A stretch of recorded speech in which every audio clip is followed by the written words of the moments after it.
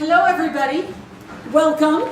My name is Deb Hurley-Brobst. I am president of the Colorado Professional Chapter of the Society of Professional Journalists. I want to welcome you to our program tonight about citizen journalism and the dissemination of news. We are so excited to have all of you here at our beginning of our season of programming. We usually run programs from September to May, so this is our first.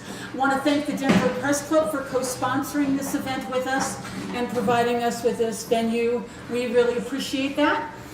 Before we start talking about citizen journalism, I want to direct all of you, because I'm sure you're all SPJ members, right? Yeah. Okay, first of all, would love to have you join SPJ.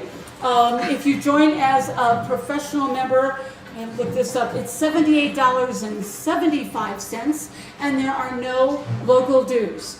So all you have to do is pay national, and you automatically become a member of Colorado Pro.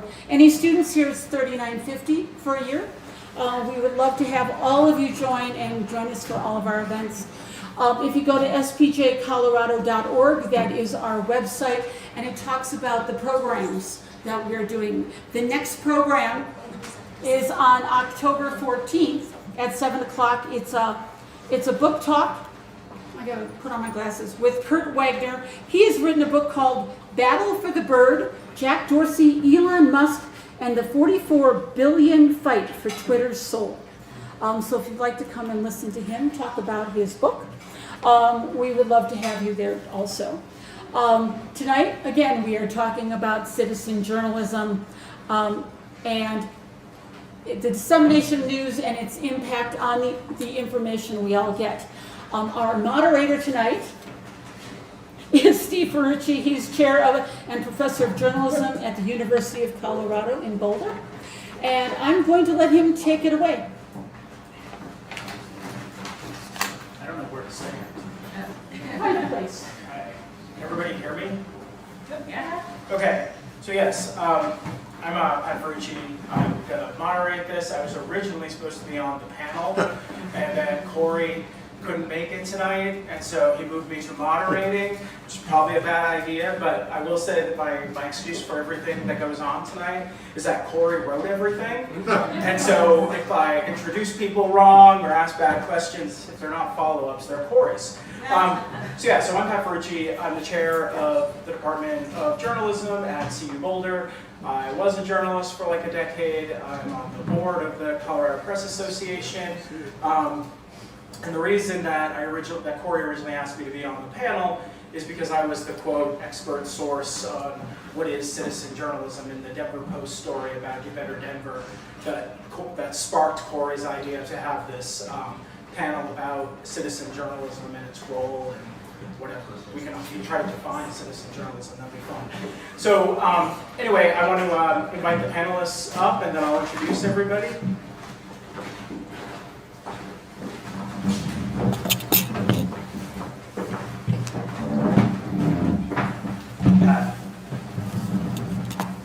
Pat, you want to grab me the mic? Oh, sorry, I didn't mean to.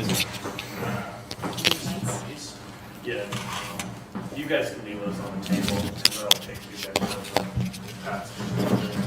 guys. How do I use this? Does that work? Yep. Okay, good. All right.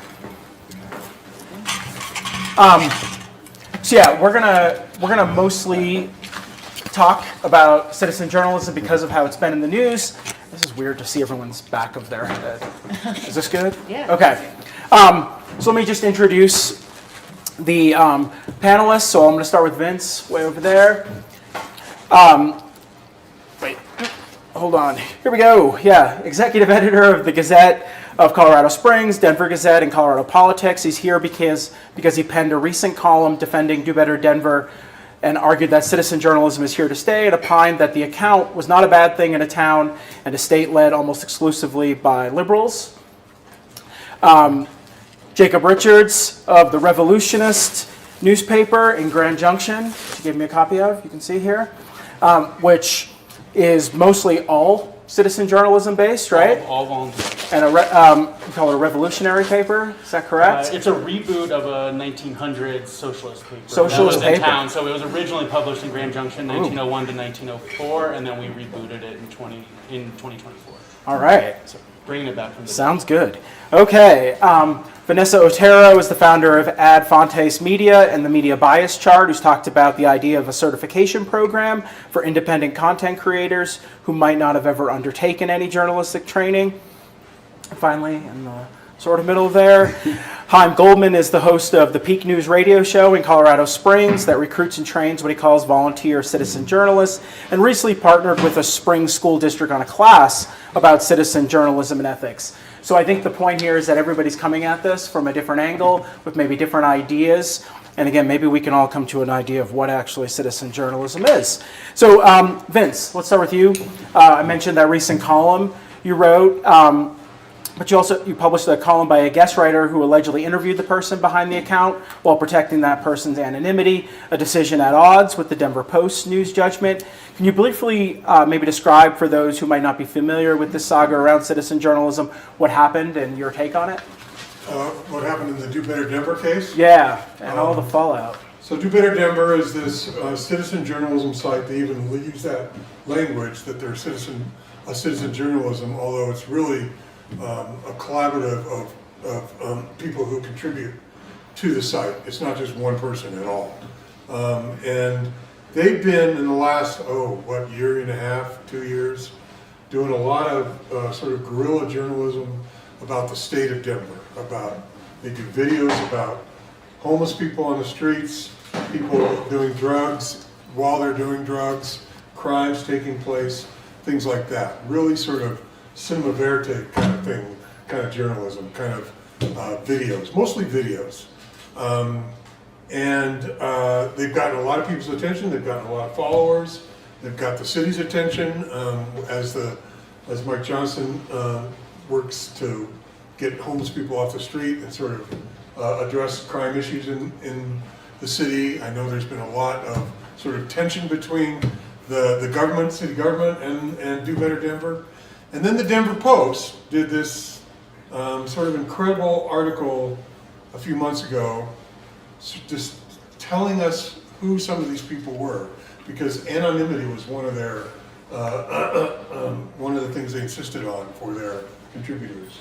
The Denver Post did a lot of research in a very long article, sort of telling us the names of, I think, 3 of the contributors, and really exposing them. And that caused a new conversation about whether or not they were doxing them, whether or not they were trying to,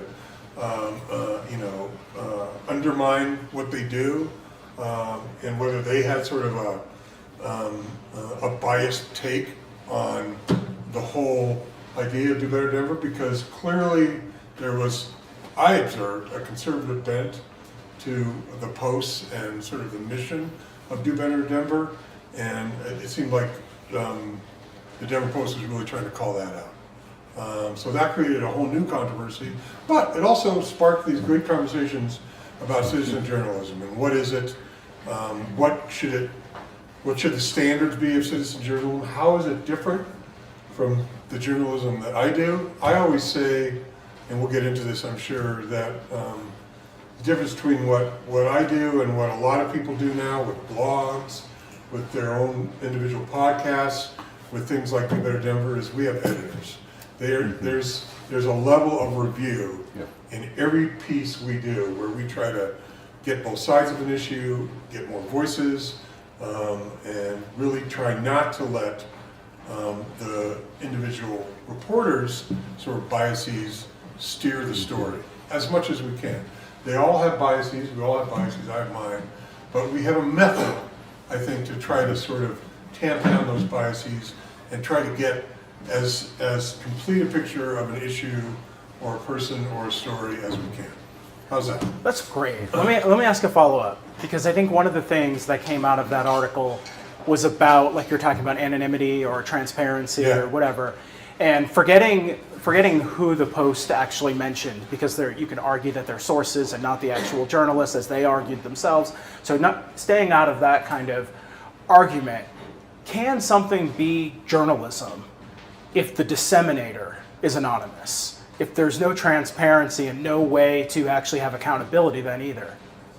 Well, and not necessarily about Do Better Denver either, just in general. I'm eager to hear what other people think, because We often use anonymous sources, Yeah, right? sourcing is a In- different in thing, real- right? In sort of mainstream journalism. We try not to use them because people hate it when we use them. And you've seen a big argument over anonymous sources.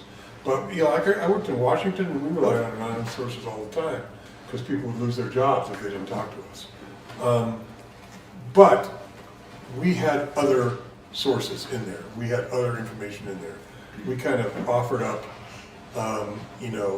some anonymous sources, other sources, experts, and I think that sort of range of sources helps. So I would argue, and I'm going to actually quote Mr. Jeff Roberts from the Colorado Freedom of Information Coalition, who I called because I didn't want to really give my view on this, and I wasn't sure what my view was when I wrote my column. And Jeff felt like that's not a great thing, that these people have anonymity, because then we don't know who we are. We don't know what their biases are. We don't know what their methods of verification are, and we don't know what kind of fact-checking they do. We don't know anything about them. And the more we know about the people who are actually doing the journalism, the better. We started a thing while I've been editor, and this is prompted by Jeff as well, that shows our kind of values, our values, our journalistic values. And we run it every day on our front page because we kind of want to know, we want to let people know what criteria we're using to report the news.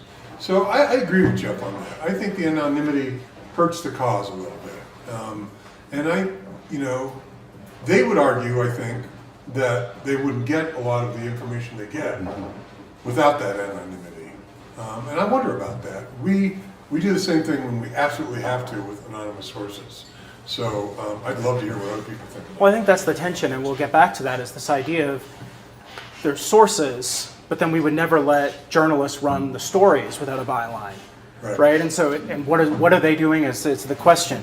But we're talking about ethics, right? So I'm going to pivot to you, Vanessa, because you and your company are behind the media bias chart, and over the years you've grown to add more non-traditional forms of media to it.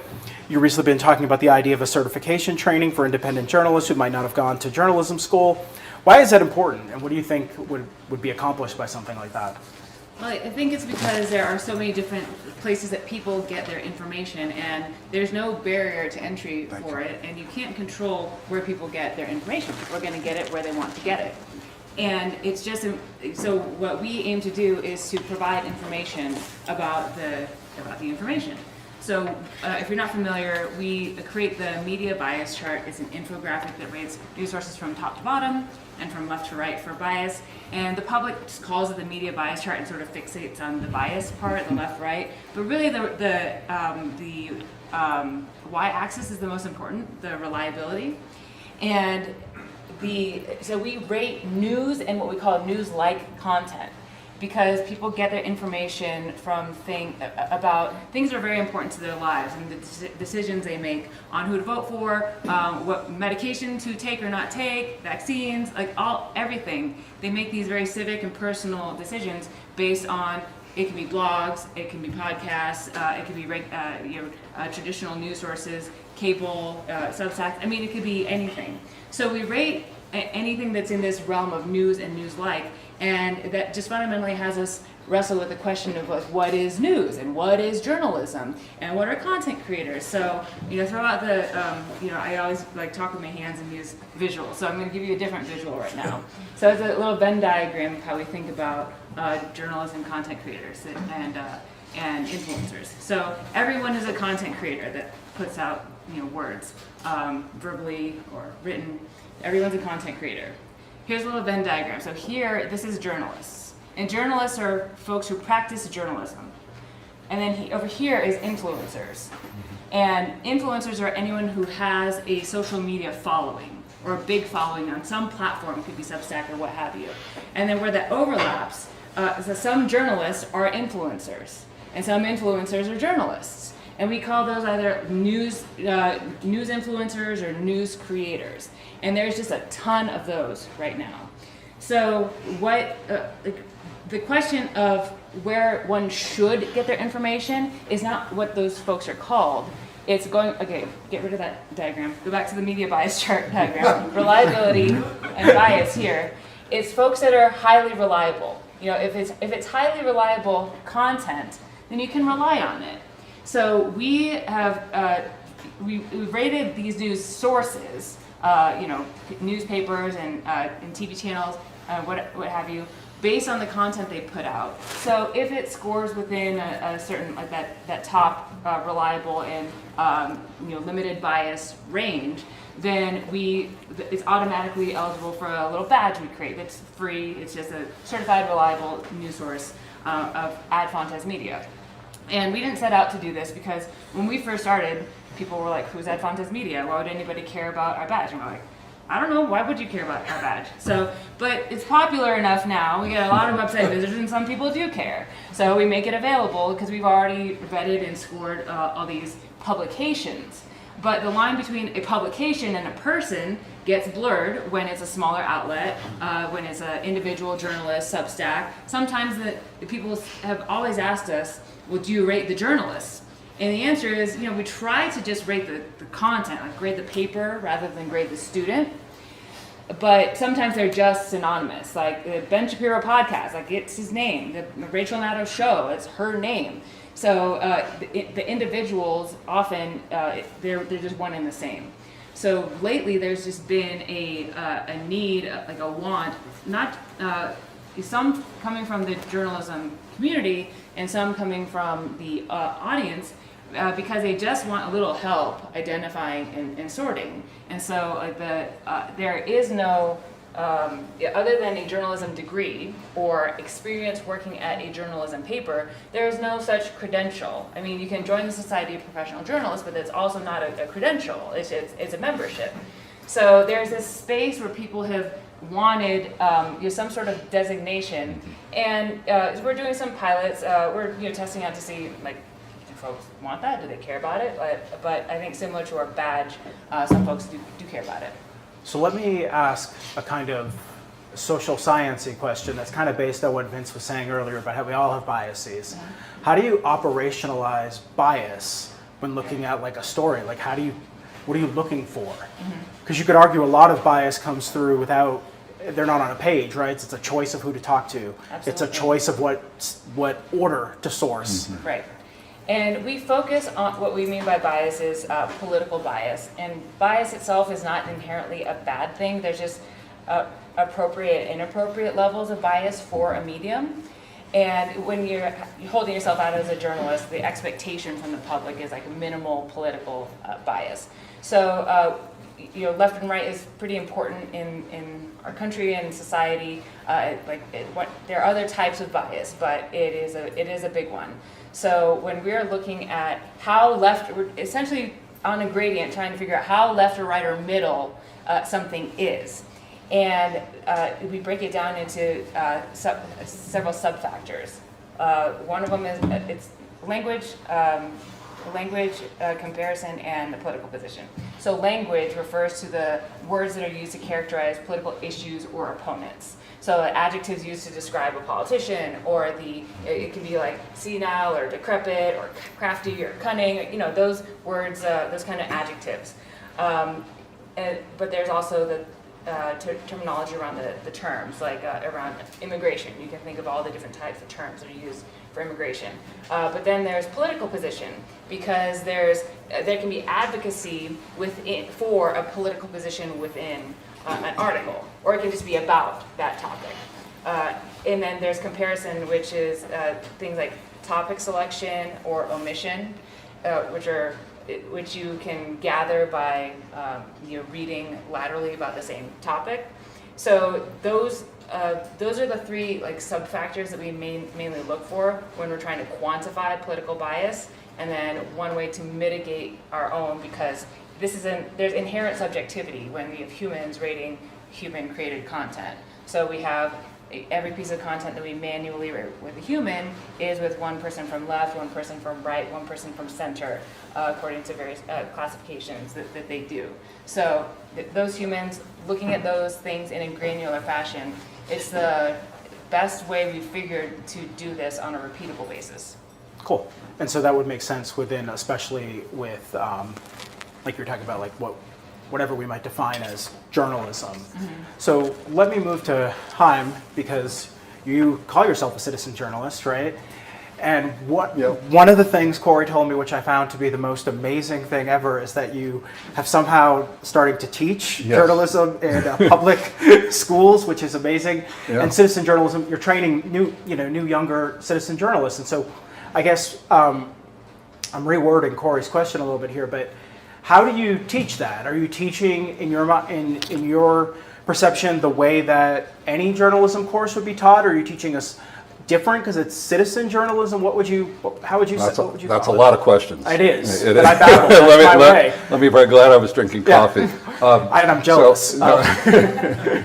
So I actually don't consider myself a citizen journalist in a way because I'm more of an executive producer. I like to help other people tell their stories and get their stories out. So I help people do that. So I'm more of an interviewer and as a host of a radio program. But I've always loved helping other people tell their stories because most people don't know how to do it. Now I have a degree in broadcasting and film. I've been doing this for 35 years. I've been in marketing and production and public speaking and all these different forms. But to me, helping other people get the stories out is the best way to do it. From a journalistic standpoint, and I agree with Vince that you need a team of people. I don't think a person can really do journalism because none of us can see our blind spots. And we don't know when we're showing bias, and we don't know this. So there needs to be some kind of structure. I just feel more that you don't need, a 4-year degree and all the debt and everything to hit the streets. In fact, a lot of the people who get those degrees riff and read off of AP and don't ever hit the streets. It's getting out there, shoe leather, getting with the public, I especially think on a hyper-local level, that we know our community. We can tell these stories. So you say, okay, but we have influencers and we have advocates and we have people doing that. What crosses it into journalism? Well, I think primarily it's ethics. And so the journalistic ethics of the Society of Professional Journalists, I have actually here, that the adult citizen journalists that we train for the Peak News, our news organization, the very basis of the program, and I am teaching we were calling it broadcast journalism, it's now broadcast podcast journalism. It's based on ethics because the reason nobody trusts any of us anymore, our profession is completely lost from all sides, is because we didn't follow these rules here. And so I think that more than anything else, we need to bring ethics back. And what's amazing is, bringing ethics, you can bring this and this code from SPJ is wonderful because it's not religious. Most ethics people think you're going to have some religious bent to it. So using this is amazing. If journalists would follow this and if there would be managing editors and everybody actually holding people to this, I think that we can really have journalism. What I also believe is the hyper-local is so important, that we have people in the community that know the community, that care about the community, because we've created an elite class of paid professional liars that might be sitting off in New York somewhere. They don't care whether the data that I have to use to run my family, my business, my children, they don't care if it messes with us. But I would hope that most people that live in a city would want the city to function well. I mean, you can be on all sides of the equation. I live in the Springs. There are people from all over the political spectrum there, but I got to figure most of us love the Springs or we wouldn't be there. So there's some kind of commonality. So when I approach this and I've had this on my heart for a long time to do, and then did a radio show, and then I interviewed the superintendent of the D11 school system, Michael Gall, told him we were doing a citizen journalist and internship program, and he said, why don't you develop this and teach it as a career training program in the schools? So that's what we're doing. We're actually developing it out now within the schools, setting up a studio there. But my job is, how do we take people that want to tell stories, who mostly are activists and advocates, and hit them over the head enough to say, you got to be unbiased as much as that's possible. You have to approach this and give the information that needs to be given, not withhold some information and amplify others that fit a narrative, because we've all got tired of that. that balance, I've come to find is impossible. I mean, we're human beings, so you can't do it. You actually can't do journalism. Let me just say, like, we're trying to recover a lost art that's basically impossible, because even from the point of which stories do you tell, right? By the limited space that we have in the paper, on the radio. Thankfully, because of social media, we sort of have unlimited space. That has its own challenges. But I think that getting a team of people together that say, my goal isn't to get clicks. My goal isn't that I'm going to be famous. My goal is that there's a sacred right of the journalist, sacred responsibility to serve the community. And if I can be serving the community rather than myself, that we can find that balance and we can get people together, as long as we can find people who can do that. So my approach is, dealing with each human being, putting a structure of ethics on top of it, teaching them good storytelling, the legality of things, FCC rules, if you're broadcast, shield laws, things like that, and then go hit the streets. Go try it out and then come back and go through a review process. But holding up a phone and giving a report, I don't know how that can be journalism. But if anonymous people, I just want to come into that, if anonymous people are just giving data points, right? Like, this is happening. I've come to realize, and hopefully we can get into this, like, what is a journalist, and do consumers even know what to ask for? And we're so twisted that it's not, we don't want people to tell us what the truth is. I mean, we do, people, but what is the truth? Really, it's facts in context. And what's the context? And how do you balance the context? And so even with the students, we started even talking about what are ethics? Like going deep down, questions we don't even ask, defining these terms. It seems like established media, no offense, is burning down in a way. Something new has to come. It's untenable for us to just go, we're just not going to trust the sources of information anymore. Yeah, how long is that going to last? I mean, we've needed for that, sit around a campfire, share information. We need it. But this system must be really flawed at its foundation, because it's burning down, it's completely violated every rule. We need to go deeper, build a good foundation, and then let those individual voices shine with a structure.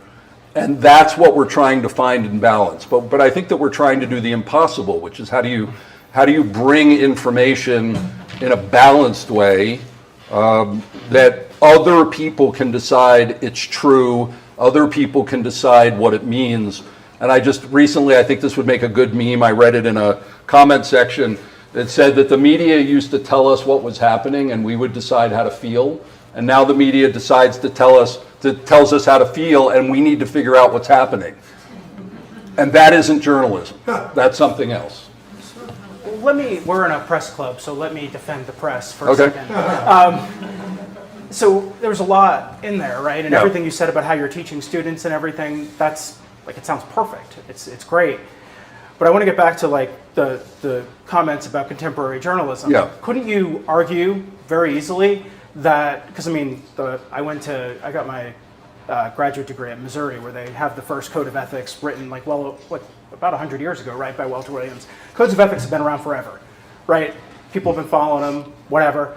Do we really, when we're talking about mainstream, think like newspaper, local broadcast news, do we really think these are worse than they were 50 years ago?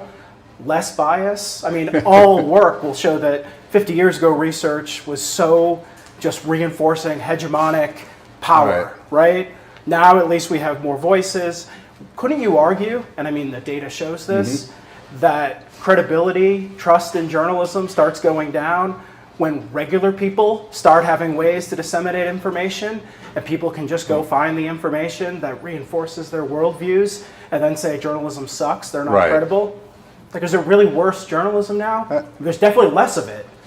Okay. But is there worse? So when you have national news anchors in front of a camera crying on election night because their candidate lost, we've lost the whole perspective of journalism. Okay, that's a problem, and we have that at the national level all the way down. So I would rather have my neighbor, and maybe a group of neighbors, covering a story because it was like, hey, dude, I was at that school board meeting. That's not what happened. I can actually hold my neighbors accountable. I was there. I saw that accident. I did that thing.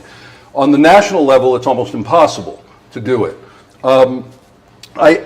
Yellow journalism from, 150 years ago. I mean, people have been, when the business department is too close to the editorial department, that's where everything fails. And that's where the firewall really needs to be. And you get told you can't tell that story. And I think everybody that's worked in that is, report on that. There's only so much truth. When Tucker Carlson got fired by Fox, even though he was bringing in all the money, I mean, he put out a statement saying, we all know in professional media, you can only get so close to the truth before they tell you to stop. And once you have institutions that have to make money, and then maybe those, when you have pharmaceutical companies paying half the bills of a TV station, are you going to see a news report that's against pharmaceuticals?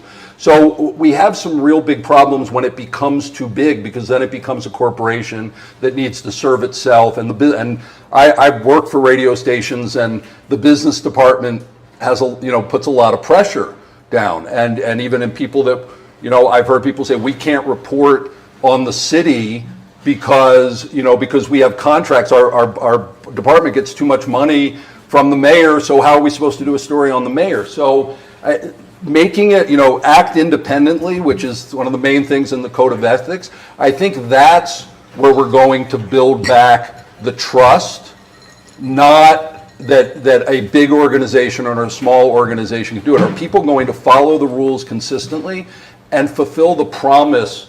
I don't know why I keep just talking to you. Yep. Fulfill the promise to do in radio. I can just look at the mic. Any business, any organization needs to make a promise to its clientele. You need to say, this is who we are. If you're conservative, you're conservative. If you're liberal, you're liberal. If you have make the best pancakes, make the best pancakes. You get to decide what the promise is. It's when you make a promise and then break it consistently every day that you break the trust. So we can have newspapers that are all different flavors.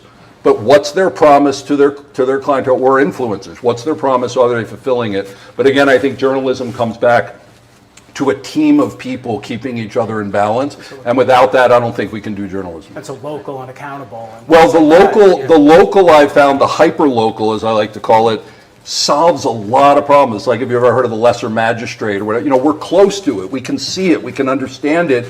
And I can say to my neighbor, I can talk to them. So I think that solves a lot of it, but it's accountability is what's missing. The financial incentives, though, the bad incentives also do exist when it's small. It's not just when something's big. Yeah, because you're broke all the time. And Yeah, exactly. I mean, content creators on social media, especially on YouTube, have a huge incentive to just give the audience whatever it wants. Right, to monetize. Because you monetize, It doesn't take much to get you 50,000, 100,000 followers. So it's not just looking at the incentives of an organization is not a very good proxy for how reliable it is.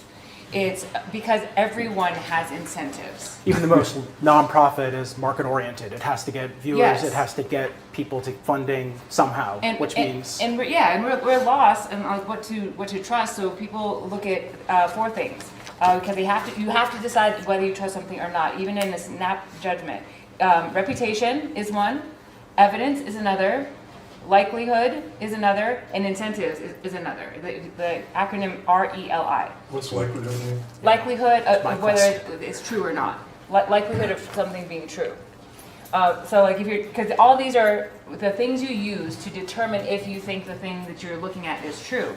And a lot of people, the shortest shortcut is reputation and incentives. Like reputation, do I trust them? But people trust things that are not true all the time. People trust terrible stuff.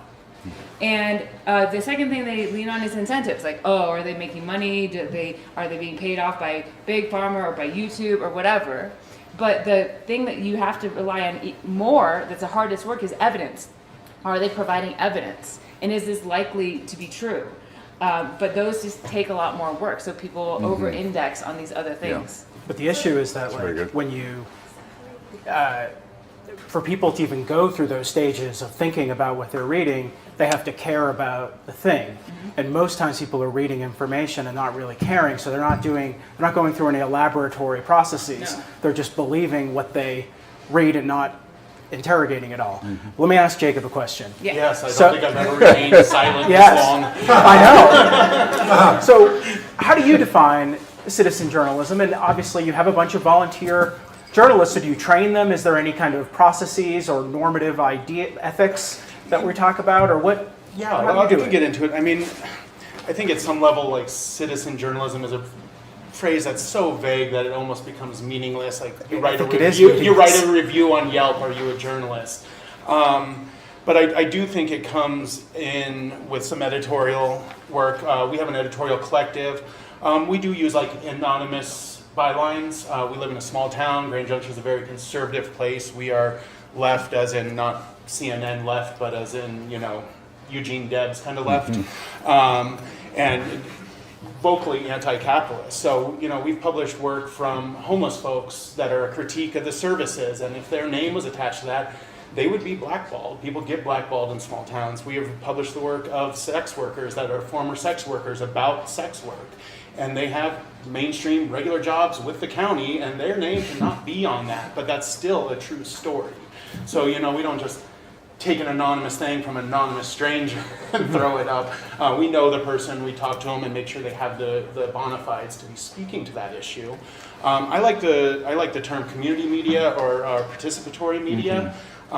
You know, so we're pretty different. Like, I mean, we have union electricians editing stories after 10-hour days, and teachers editing stories for people on their lunch break. And we have teachers speaking out about district politics, and they can't put their name on it without facing repercussions. And so we'll use a pseudonym, but we like to have fun with it. Like, I use Claire Blaine was the first teacher in Mesa County. So whoever went to try to figure out who wrote this got a nice little history lesson for free. So I think there is a place for anonymous bylines. I think having an editor that is public can be that kind of credibility that your writers that do need to remain anonymous. That said, it's probably about 50-50 on our writers of who wants their real name on it or if they want to use a pseudonym.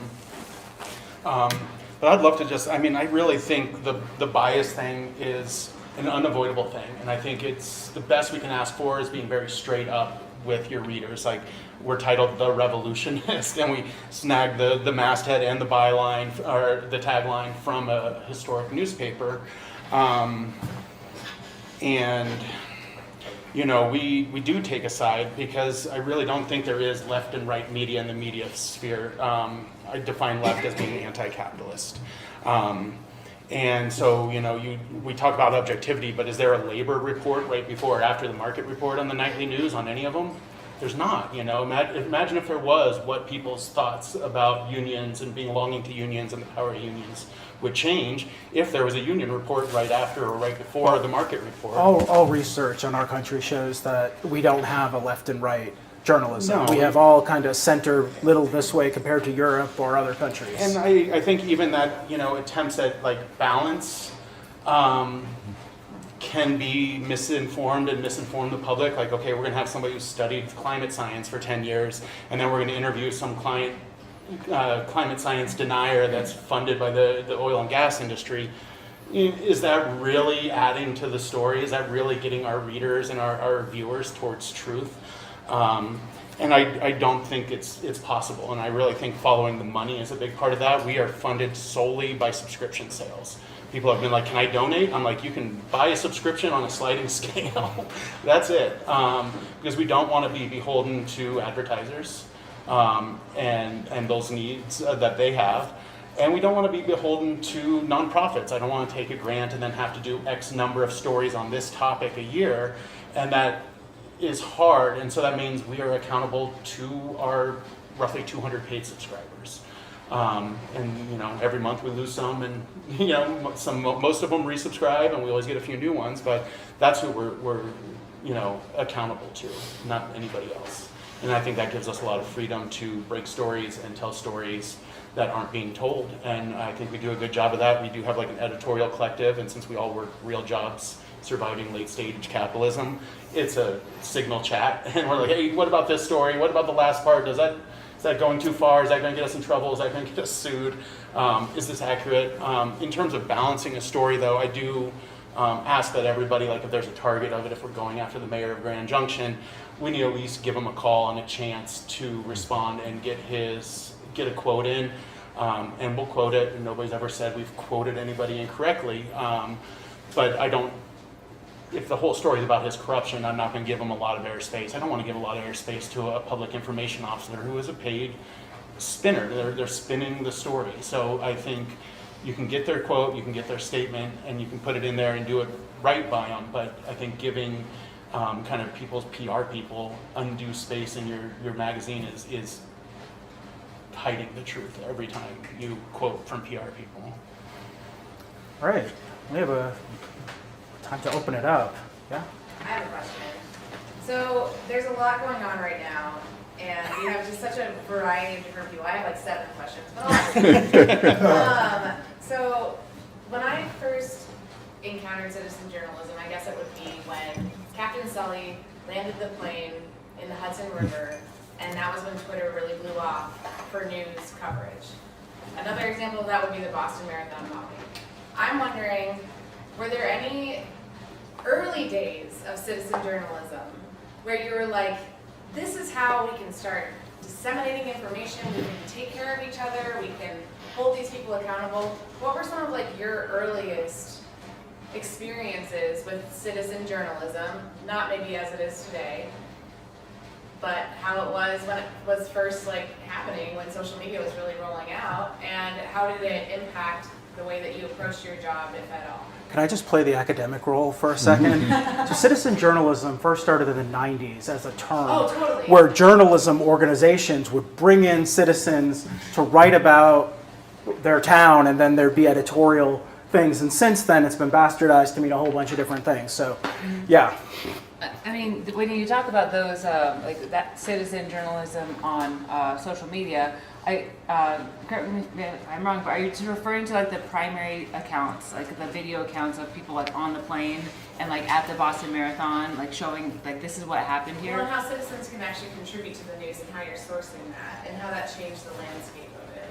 Yeah, definitely. And I think that that kind of a camera in everybody's pocket, like being able to film your police officers or ICE Rodney agents, King, yeah. right? Isn't that the most amazing citizen journalism? Yeah, I mean, but those are a form of just primary sourcing from a particular viewpoint, and it can be a fact without context as well. I mean, you can have the video that's just the the kid with the MAGA hat from the Catholic school and the tribal leader, and then that like video clip was just it was a primary source from one point, but that one didn't capture all of it. So people will refer to these things as citizen journalism, but you can't force people to share a definition. Like we can't all say, let's all agree on a definition of citizen journalism today and spread it out in the world, and you just can't force people to do it. But for us to define, this is just a primary source, one version of primary sourcing. In our world, like everything is just about reliability. Like, is it journalism? I mean, people call it journalism, whatever it is, but is it reliable? And our definition of like how reliable something is really specific about, can you rely on it? How much can you rely on something to be truthfully, factfully informed about things that are important to you and others on information that would be difficult for you to obtain otherwise? Like all of those, so that encompasses a lot of things. Truthfully is like the veracity of something. Factfully is it literally full of facts? And the problem with a primary source is it's not that full of facts. It's just like one set of facts.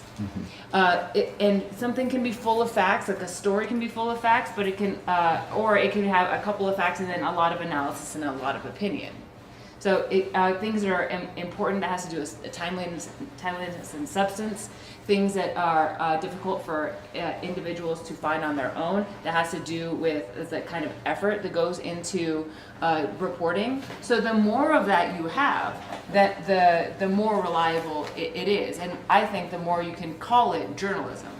So I guess, sorry, just to clarify Yeah. my question, I'll take the point of privilege, is I'm talking about, like, as journalists sourcing those personal experiences. Because like that was, the Yeah. early days of social media was Yeah. really like where journalists could really like pull those first person accounts and hopefully verify them.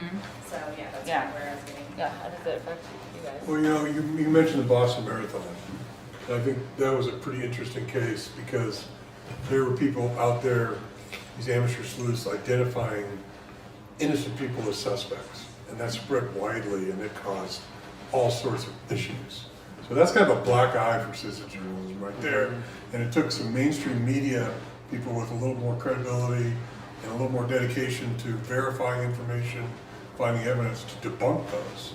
And that's where I think there's still a lot of value from these mainstream media outlets like mine, I'll be honest, that do try to, take a little extra time to verify information and find evidence.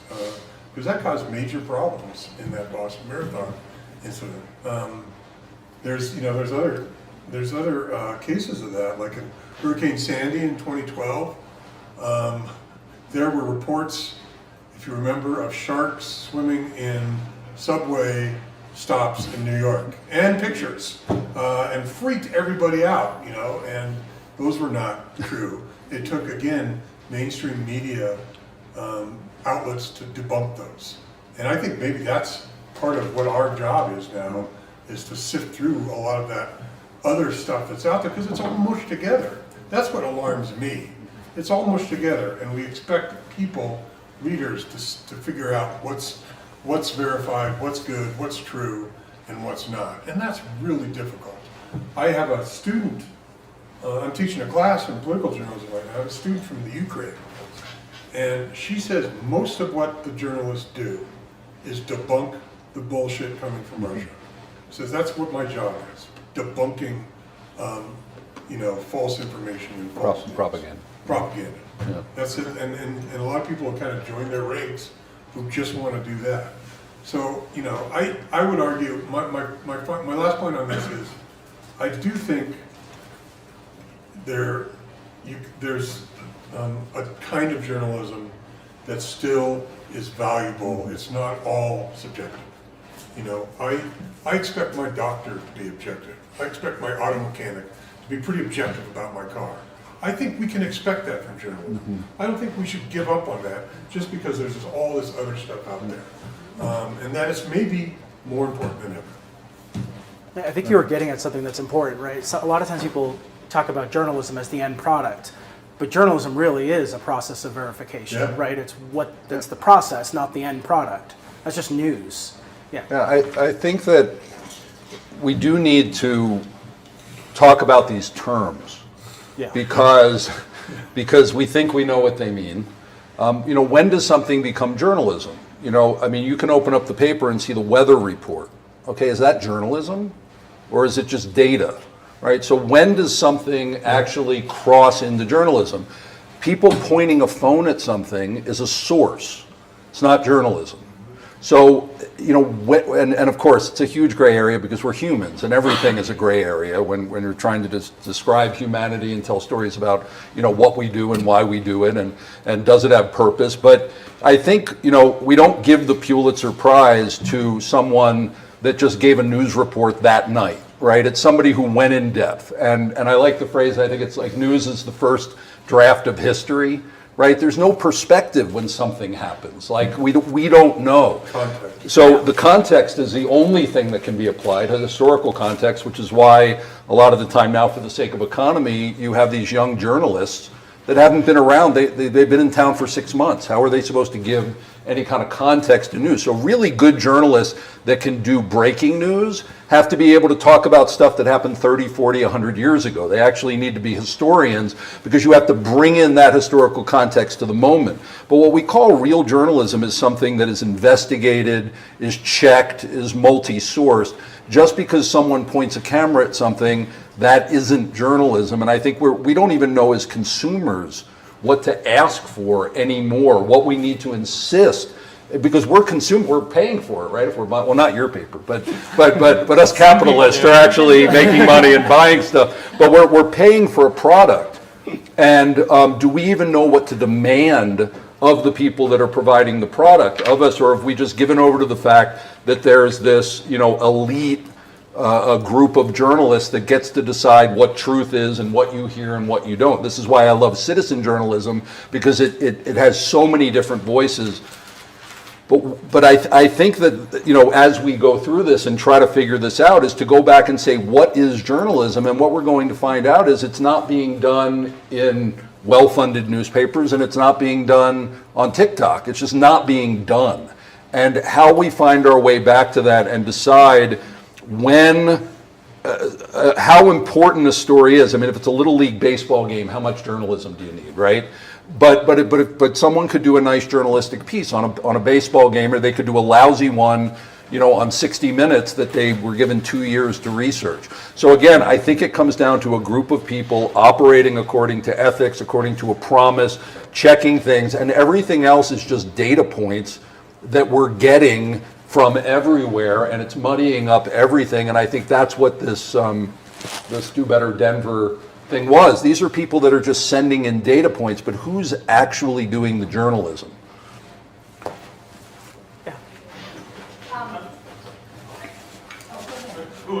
I was pointing at her, but you can vote one. I'll try to phrase this because it's probably going to get an eye roll from folks. But is it possible that if we incorporate AI, that would be the most trustworthy to some, because you could feed it information that was coming from all sides, and then a reader might be able to say, well, this has churned it, and this is some sort of medium ground. Yeah. And then a question for Vanessa: would your group be able to offer a stamp of veracity for an AI tool that some citizens were using and to assist the project? Yeah, I mean, we currently do use machine learning and AI to rate articles at scale. It's like trained on our data. But what you're talking about is. I mean, there are efforts to do that, for people to just basically synthesize like all the news that's out there. Yeah. Some people even just use ChatGPT for this. They're like, well, these are the stories out there. Like, what's the summarize it all? And then it's basically just stealing all the content and like summarizing it. But people feel like that content synthesized would, if you just got an amalgamation of all the content that's out there that's scrapable and could put it together, that should be the most complete view of it, and therefore the least biased. There are efforts out there, and it's possible. Could we rate AI content? Yeah, absolutely, we do. And just because we rate any content that's put out, and any words on the page are checkable. You can rate them according to the various criteria. You can do lateral reading and do fact checking. So yeah, we could rate pieces of AI created content for how reliable and how biased they are, for sure. The biggest use cases that we see for those, though, are not the greatest. They're not for high quality journalism. Therefore, filling pages on websites for clicks, and you see we just see a lot of low reliability content generated that way, and you just have to read it really closely. Like they'll be talking about Trump, and it'll just say former President Trump, even though he's the president now, and you're like, you have to have a few little clues in there that it's not. It makes a lot of errors. So because of the high error rate of LLM-based AI, most of that stuff that gets put out, even if it's synthesized from a bunch of stuff that's scraped, the error rate is is so high that the most of the content just doesn't meet the standards that you would expect from most high reliability publications. But if it was coming from a transcription, like this event, would that be a little more trustworthy? Well, I don't know if you've like read AI transcript summaries really closely of your Zoom meetings and stuff. They're not great. But They're a lot wrong. AI is made by tech companies Yeah. who are not transparent with their algorithms.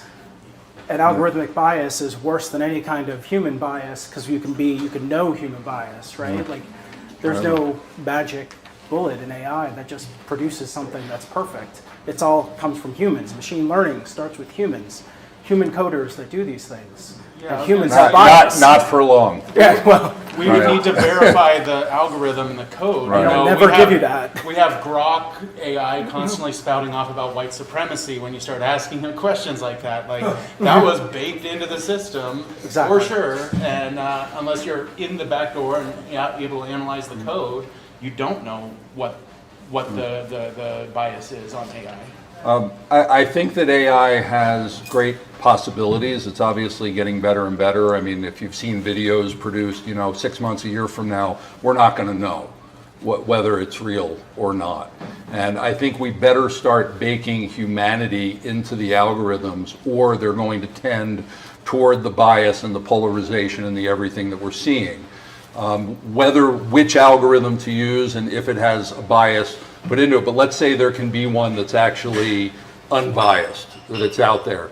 I think that, let's say the example of a school board meeting. We have 5 journalists that go to or citizen journalists that go to a school board meeting and they take notes and they put out a report. Now they could all sit down for hours and argue over who gets the top byline and who is this, but what if all 5 of them put the information into AI and let it write an article from those different perspectives?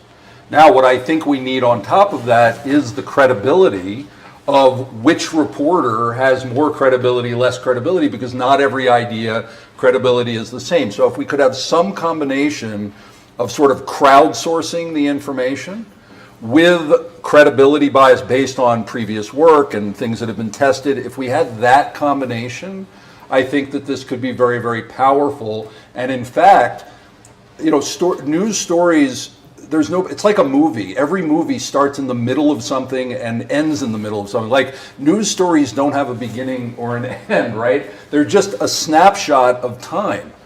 And so if we understand that stories are continually developing, what if that news report had reporters, it had all this data coming in from national, local, whatever, and it was constantly updating and forming a more credible story as it came in all the time, if you had a way of balancing the information and not just throwing it into a blender.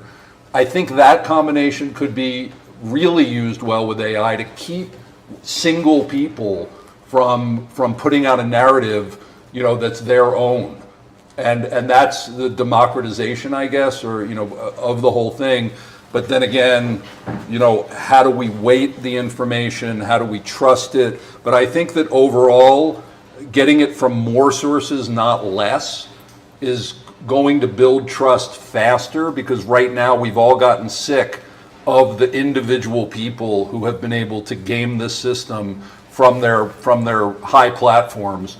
And so I think to build trust, which to me is the most important thing, is we need to get trust back in the system, or we're all going to say, well, that's a great report, but I don't know what to believe. If we don't get that back, we've lost as a society. We're never going to trust information, and our cognitive dissonance is going to snap our minds, if it hasn't already, over this stuff. So. So I want to address this to Jacob, but anyone on the panel can answer too. What we're talking about here is a beautiful thing. We are saturated with journalism, information from all different sources. Somebody mentioned even a Yelp review person could be a journalist. Long ago, before I went back into mainstream journalism, working at Jason's, from Venice, I was the editor and had a great time being the editor of the Boulder Weekly, which is an alternative news weekly. Most of my staff at the time were about socialists and working at what couldn't be more of a great example of capitalism This was an advertising-funded newspaper. Now, capitalism supports even your newspaper, Jacob. We have all of these, we're saturated with all these media. We even have a socialist newspaper editor from the Western Slope here.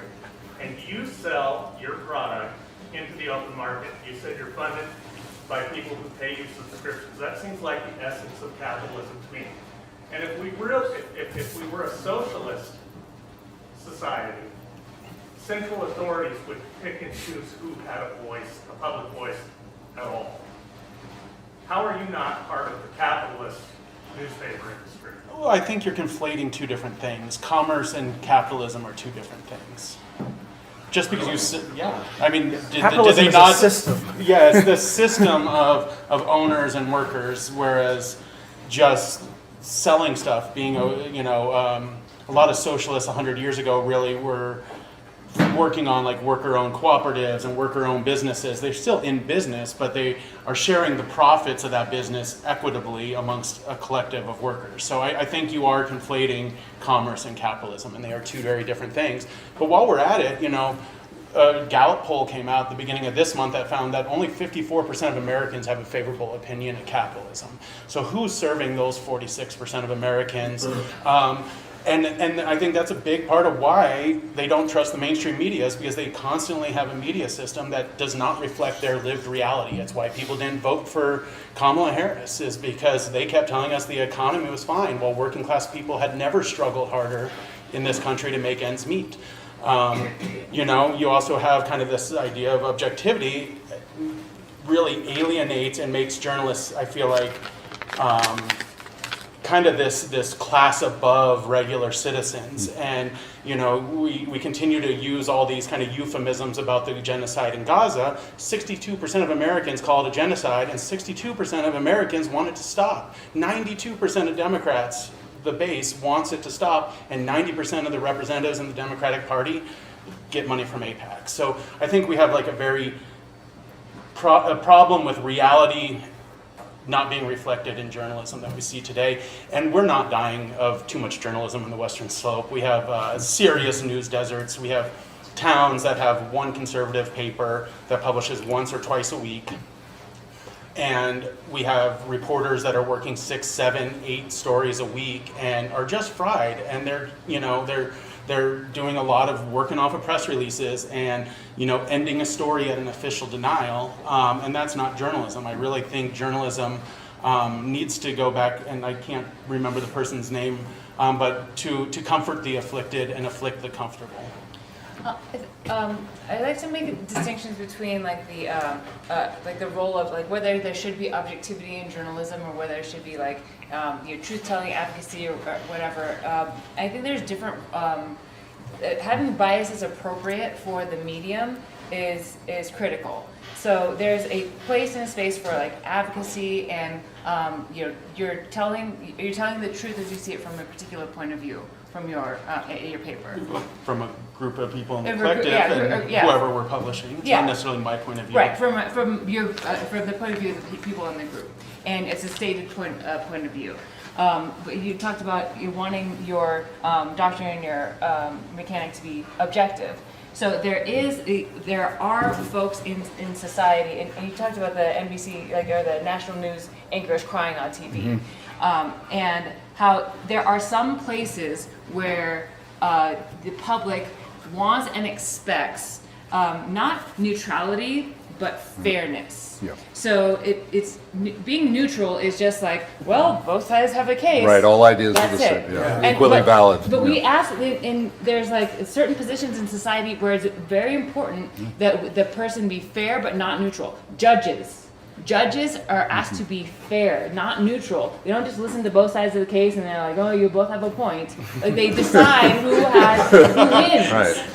Referees too, Yeah. and like judges and referees do have they have their biases, but like the highest rigor is expected of them to put those aside and be as fair as possible and put in the structures to do that. And there's news reporters that are, if they're saying, like, they're not saying we are delivering the news as we see it from a particular point of view, that it's conservative or liberal or left-wing or right-wing or socialist or whatever. If they're not saying that, if they're saying we're trying to deliver the news as fairly as we can, that when you have that expectation, we should, that is a important and functional place in society. So it's like judges, referees, those news reporters, and also like there's a fourth one, ourselves, like we rate the news. People have absolutely that right to expect that we minimize our bias as much as possible. So I wouldn't give up on it either, the idea of objective news reporting and that kind of journalism to produce the news. Yeah, and it goes to what does objectivity mean, too. We've bastardized it to mean doing both sides of a story. It means a transparent, fair process. Objectivity, I don't think is the right word. I think it's fairness. Yeah, exactly. And I would say the chief of police of Grand Junction would not answer my questions in an email if I had treated him unfairly in past articles. So the fact that I can still get access to and interview these people in power speaks to the fact that we do it fairly, even though they may not love that we're publishing this story. And we really try to work with that, with our kind of up and coming writers, and really focus on like, hey, if you're going to go after this person, you need to give them an opportunity to make a comment about it. And that is that fairness versus objectivity, because I think this idea of objectivity is a myth, very much so. We don't have a labor report. For a minute. The New York Times makes no distinction between the New York Times and a street pamphleteer, okay? The what does? The New York, the Supreme Court makes no distinction between the New York Times and a street pamphleteer. They worded it that way. They have equal rights in this capitalist society. That would not be the case in Venezuela. Venezuela has opposition media. They have opposition TV channels. We have a federal government that is requiring Pentagon reporters to clear all their reporting with the Pentagon. So I feel like you're just describing capitalism. And that's not really true. State by state, there's whole different laws that they apply to journalists versus not journalists, where judges then have to interpret what is journalism. So, I mean, that happens in this country. The Supreme Court made a ruling about a very specific thing, about freedom in general, but not about the press necessarily. Okay, well, I haven't found that from state to state that freedom of the press is significantly different. Think about shield laws. Think about the, Well, sure, all kinds of things. Did you want to go? Yeah. Yeah, I saw your hand first, sorry. Question about this is a great panel, so thanks for all the comments, but the phrase from the elements of journalism, the discussion of the journalism of affirmation, which I've really been thinking about a lot, so the idea that we're journalists and journalism who are just affirming, readers' audiences are going just to get their worldview affirmed. How do you feel that concept squares with citizen journalism? Is that a risk of citizen journalism, journalism of affirmation?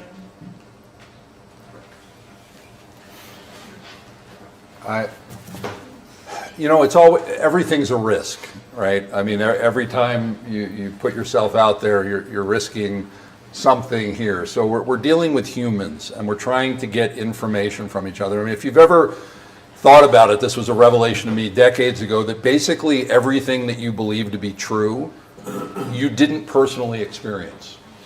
Anything that happened before you were born, absolutely. But you weren't there at any of these places. This is why, thou shalt not bear false witnesses in the Ten Commandments. A society has a problem if people lie. If you've ever had a child in your house that lies, it disrupts everything. So, right, because you don't know what to believe. You don't know what to trust. And that's what we've gotten to right now, where it's gotten to the point where we say, well, the other side, whatever that is lying, so I need to balance it by not lying, but biasing too, right? It's I got to balance it. No, I believe that you balance it by going right to whatever the center is and doing that every day, doing the right thing every day and continuing to put it out there. People are going to look for confirmation bias. We all want it. We all do it. But are we going to demand, I don't want to say truth, are we going to demand journalism, because that's the word that we're using, are we going to demand it from those that are claiming to provide it? And there's an economy in that. you know, and if people are subscribing or paying or however it's doing, we, just like we should be demanding any product that we buy, we should be educated consumers, and we should demand it of, you know, our paper. I don't understand, maybe you can explain it to me. You have the Gazette in Colorado Springs that's owned by someone who's a billionaire who's known to be conservative, and yet the paper and the community of Colorado Springs, because I think publications should represent their community. I don't like what the Independent did, where they came in 30 years ago, we're going to change things. We want to. I don't think journalism should be there to fundamentally change a society. I think it can change aspects of a society, but to fundamentally change it, no, I think it should represent the society. So I don't understand, you know, how a paper that's owned by a conservative seems to be going, you know, more liberal or progressive or whatever you want to say, like that people look at a paper and say, this isn't journalism, this is bias. That we as consumers, even advertisers, those who would advertise in the paper, those who buy the paper, those who read the paper and consume it, need to be part of the process. We need to demand more, not just be those who are eating it, but those who are in it, which is why we're getting into the whole citizen journalism. So people are going to lie, people are going to want to be lied to, and if we're those people that we just want that, guess what? We're going to get it. But if we get out there and demand differently, then we won't. And I think, again, the more that we get involved and operate under ethics and with accountability to each other, we can try to achieve it. I would like a chance to answer that one too. You know, I do think there's a role sometimes, especially when you have, like you said, that we're supposed to reflect the community, but so you take a town like Grand Junction, 150,000 people in the metropolitan area, 60% conservative. There's basically 40% of people who are not being served, who are not having their lives and their realities reflected. And I think you can be an outside publication, provide that balance. And I'll give you an example of a story that we're going to be running in this next month.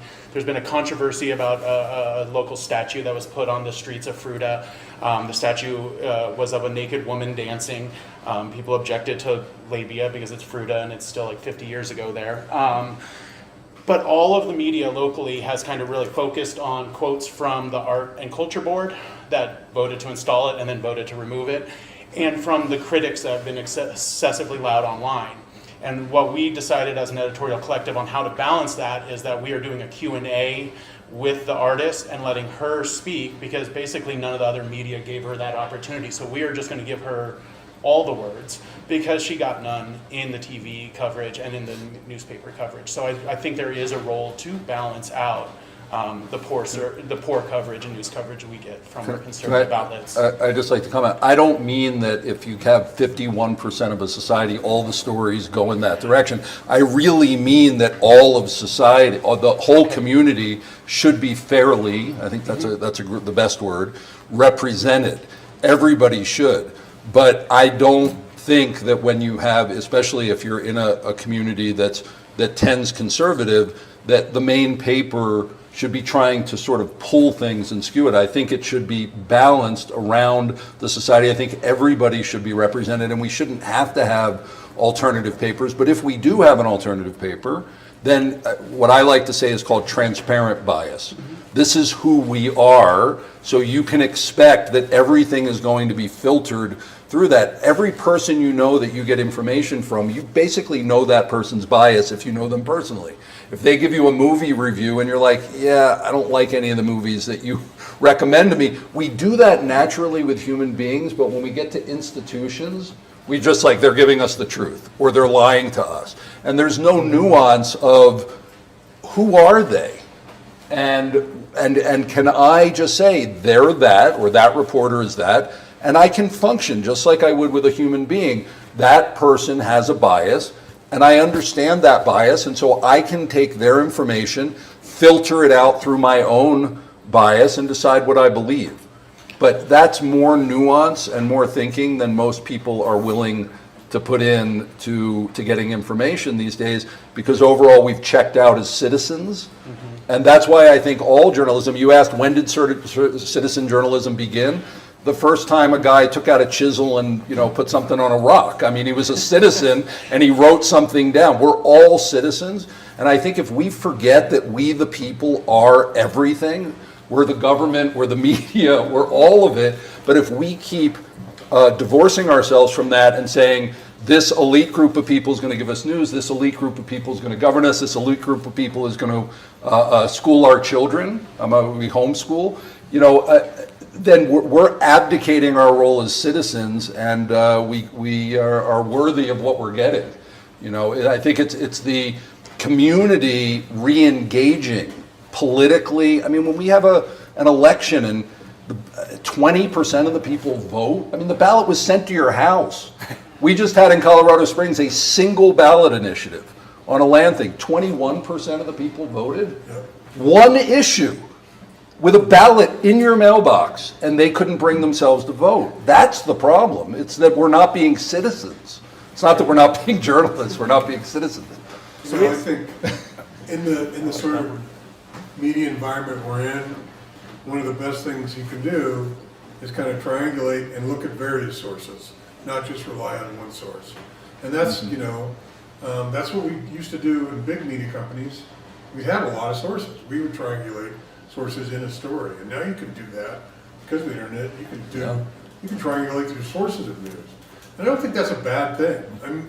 The turn of the 19th century, New York had 400 newspapers. So, there's a lot. Really? 400 newspapers. So, and they all had a point of view. They were not, nobody was trying to be objective then. But all those different voices, not bad, but God, it puts the burden on us The to consumer. sift through it. And there's media literacy that I don't think is high enough right now for people to be sophisticated about sifting through all that. But I don't think it's a bad approach right now. I must compare about 10 news sources in the morning every time I wake up. And just to see how they handle the news in different ways. That's not a great answer, but with what we have right now, it's not a bad way to. But that's broad basing, yeah. So we have time for one more. So, Sure. So in relation, I'm sorry. Yeah. yeah, Yes. yeah, earlier. Thank you. Being as a human being, we are the product of each person. We are the product of the upbringing, education, socioeconomic. So the word bias is being kind of really worked on, like it is the most natural thing of any human being, and that goes with the even the story that people read. And that also, of course, applies to citizen journalists. So it is not a dirty word. I don't see it as a dirty word. It's natural. Facts that are missing in any or many reporting, whether big corporations, and we don't see the facts, and we don't see what is also known as the historical common sense attitude. One of the things the lady here, she left, the spot journalists that have a camera, like George Floyd, people were videotaping. This is something, a factual thing that happened, and then journalists came around and reported. But we have that. One question is that, what do you think of the criminalizing now of if you're now standing in front of a policeman and videotaping what's going on, then you could end up in jail. That's one. It's happening here. It's worse overseas. Actually, you can go 15 years in jail or just disappear if you're just reporting on something very benign, but it seems to against the reputation of the country. That's one aspect. The criminalization of citizen journalists and also regular journalists. The other thing is that the huge attack getting on journalists themselves. For example, we have a situation where, in my opinion, not biased, but I am a secular person, a government that is tearing apart in the name of biblical rights and killing people, obliterating because they are the Amalek people in the Bible. They're supposed to go. Then you have, and I don't know what is it, the Trump people, the son-in-law of the president, say, I want to wipe this, I want to cleanse it, and build also resorts.